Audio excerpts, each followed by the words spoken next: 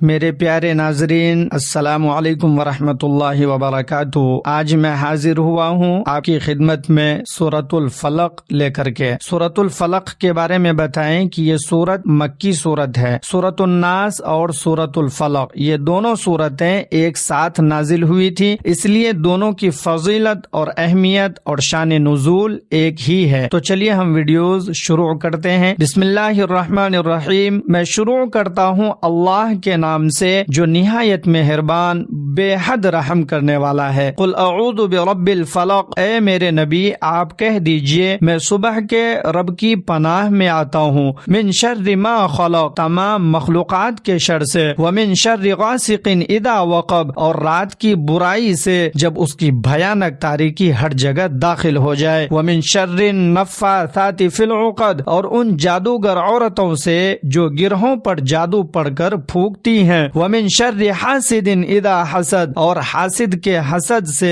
جب وہ اپنا حسد ظاہر کرے۔ اللہ تبارک و تعالی نے نبی کریم صلی اللہ علیہ وسلم سے فرمایا، اے میرے نبی آپ کہیے کہ میں صبح کے رب کی پناہ میں آتا ہوں، یا میں تمام مخلوقات کے رب کی پناہ مانگتا ہوں اللہ کے ذریعے رات سے جب اس کی بھیانک تاریکی ہر جگہ داخل ہو جاتی ہے، اور میں ان جادوگر عورتوں سے پناہ مانگتا ہوں جو دھاگے پر جادو پڑھ کر پھونکتی ہیں اور ان پر گرہ ڈالتی ہیں، اور میں پناہ مانگتا ہوں حاسد کے حسد سے جب وہ اپنا حسد ظاہر کرتا ہے۔ اللہ تبارک و تعالی نے اس صورت میں نبی کریم صلی اللہ علیہ وسلم کو بالعموم تمام مخلوقات کے شر سے پناہ مانگنے کی تعلیم دی ہے۔ اس کے بعد 3 برائیوں سے بالخصوص پناہ مانگنے کی نصیحت کی ہے، اس لیے کہ یہ برائیاں بہت زیادہ خطرناک ہیں اور ان کا نقصان بہت بڑا ہے۔ تو آج سورۃ الفلق کا بھی ترجمہ اور مختصر تفسیر مکمل ہوا۔ اگلی ویڈیوز دیکھنے کے لیے ہمارے ساتھ بنے رہیے۔ اگلی سورت کا ترجمہ اور تفسیر سننے کے لیے ہمارے چینل پر بنے رہیں، اور آپ لوگ ڈھیر سارا پیار دیتے رہیے۔ شکریہ،